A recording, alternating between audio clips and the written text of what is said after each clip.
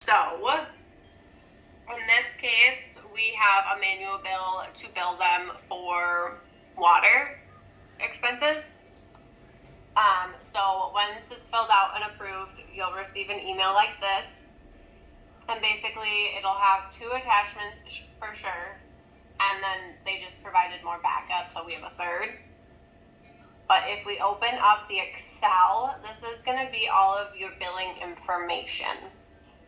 So it's going to have the corporate project ID, so your 10 ASV number. It's going to have your post month and your post date. And then it's going to have your tenant information and how much we're billing, what bill code we're using, etc. So once you open this up, always double check your post month and your post date, because one, we want to make sure that they match up. We don't want to be posting like a 12/21 date in January. And then sometimes, depending on, like, let's say it's a manual bill that I'm waiting for and I know exactly what needs to be done, I'll review what's being posted just to make sure that it is indeed correct. In this case, obviously, it's water, so we don't really have to like double check any of that.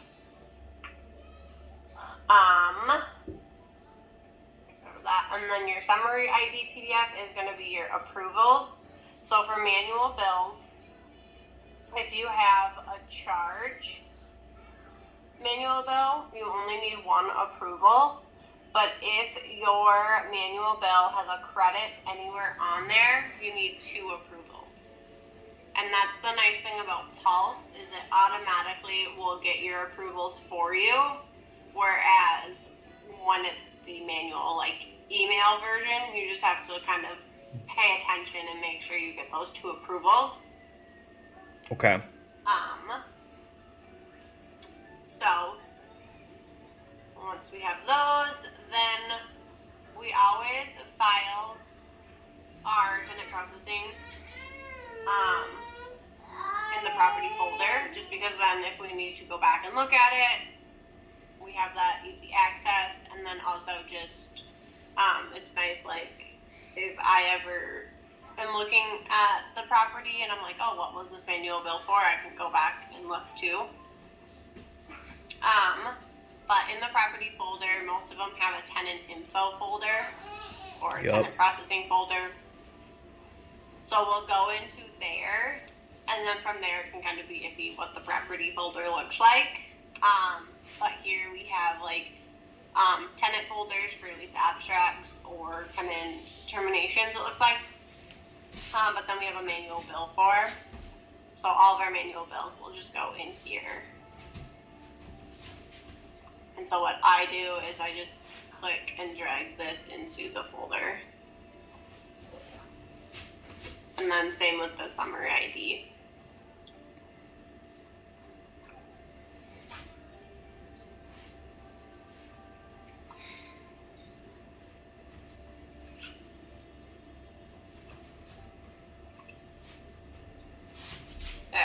Okay, so then once we kind of double checked it, make sure it looks good, then we'll go into Ultimus.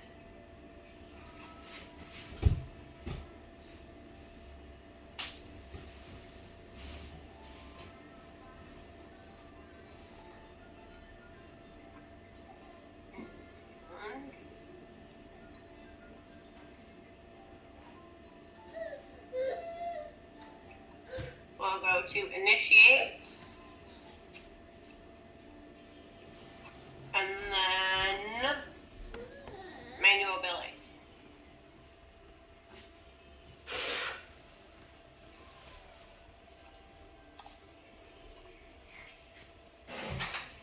Okay, so then once this opens up, you'll go to Attachments, and you'll attach your manual billing form here, so the Excel.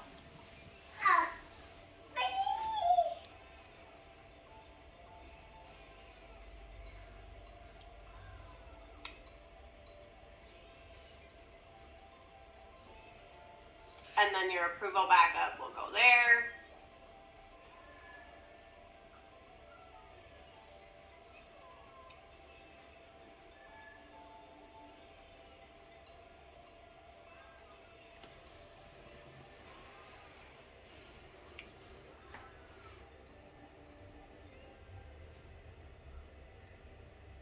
Perfect.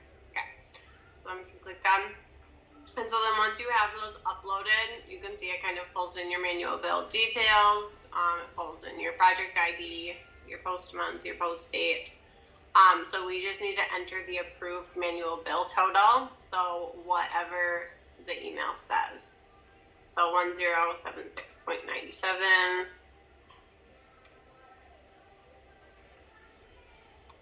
And your approved manual bill total will need to match like what's actually on your manual bill. And once that's done, then we just click approve, and they'll send it in for processing. And then keep track of your incident number. Yeah, I typically do. Mm-hmm. Okay.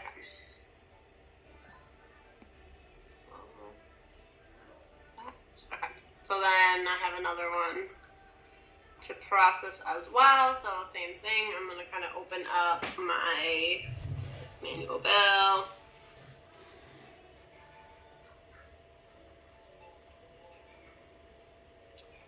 And I'm going to double check my post month and my post date align. And we're billing some more water. Those look good. And then my approval page. So all of those were charges on our manual bill form, so we just need one approval. And so if we look here, we can see that we just have the one approval, so we're good to go. So I'll do the same thing I did with the last one, just drag it into that manual bill folder. And now this one is one where it's gonna automatically send the approval. Yeah, so this is the same as the last one where it was done in Pulse. So our approvals are already provided to us through Pulse when this is sent.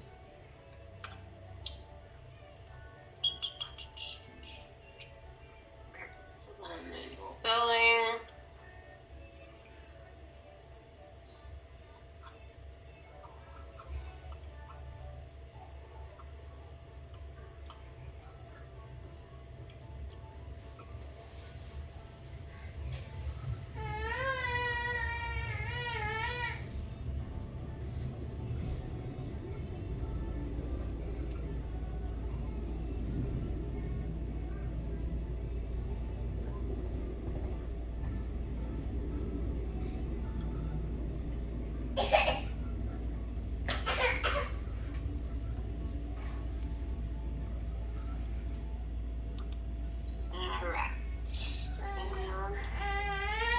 Manual bill total is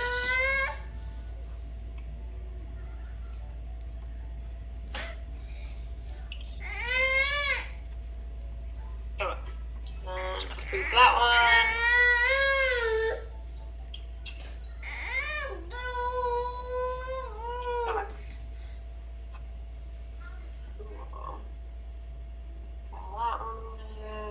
Okay, so then next we have a lease abstract to process. And what a lease abstract is, it's basically a summary of the tenant's lease. And so it basically just has the information that we need to enter it into our system. So if we open it up, and I'm sure you've had lease abstract like trainings, right? Yeah. So like you've kind of seen it and got like a quick summary probably. But basically up here is going to be your abstract purpose. So whatever you're updating, whether it be, in this case, we're doing like a completely new lease, or you're just updating like the billing, or you're doing a renewal, whatever it is, that'll be up here. We have property ID, building square feet. This is your lease information for start and end date. Then this is kind of tenant information. Down here is information on their suites, which unit, how many square feet, and then the start and end date. Gen Info 2 tab will have your security deposit, letter of credit, prepaid rent information. Gen Info 3 is parking and storage. Typically, I don't really see much information on the Gen Info 3 tab, but rec billing, recurring billings, that's just your rent charges that you want posted for the life of the lease, or if they have operating expenses, sometimes they'll be on here. OpEx CAM is just information on their recoveries. So this is used more so for CAMREX. And this one's not a huge deal for MRI properties. It's a big deal for your Yardy properties though. So Fremont and Irvine, this right here is big. You have to make sure that difference. This miscellaneous tab is options. Again, not a huge deal for MRI properties, but big deal for GI properties. So Irvine and Fremont. And then clauses is just miscellaneous items from the lease. Same with notes and lease documents. For lease abstracts, when you're doing a new lease, obviously you're entering everything pretty much, so nothing needs to be highlighted. But if you're doing a change, let's say we need to adjust the recurring billing, it was entered wrong for one of the months. We would want to highlight the change that we're making so that the processor knows exactly what they're updating. So Okay. make sure that that's clear. But in this case, new lease, so everything needs to be entered. When processing a new lease, I always like to double check the unit number and the square feet that we have those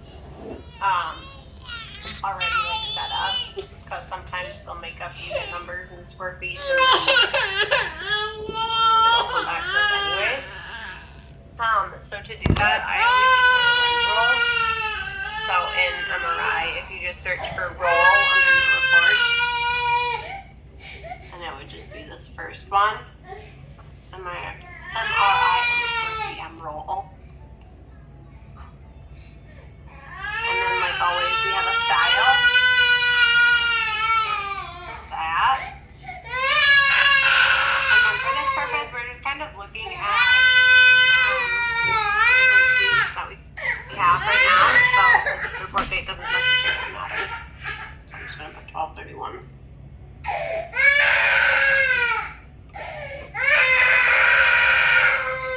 Okay. And on this rent roll, we can see that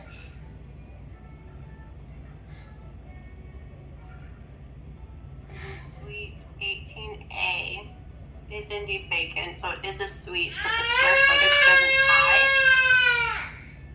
So this is a situation where I'm going to reach back out to the REM because the square footage doesn't match.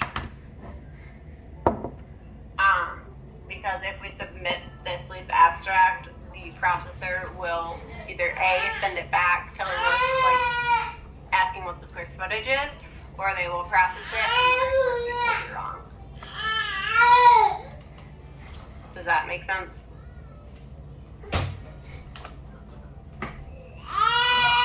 Yeah, that makes sense, Jenna. Sorry, my daughter's just not happy right now. So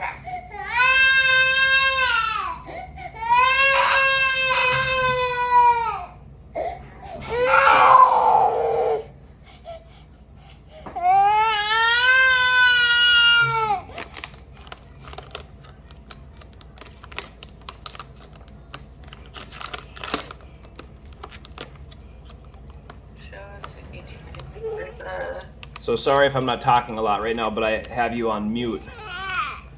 Sure. Or No I worries have about myself on mute.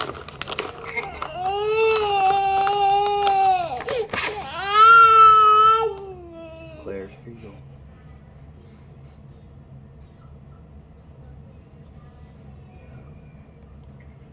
Gosh.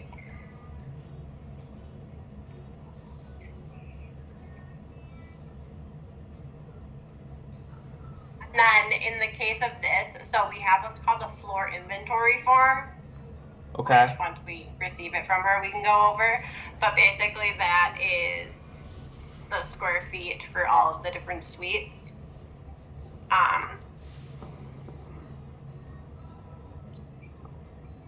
So that's what we need to update this.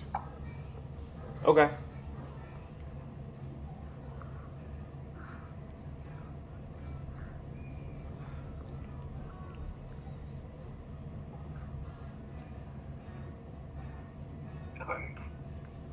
So once we get that back, I will reach back out and we can submit that for processing.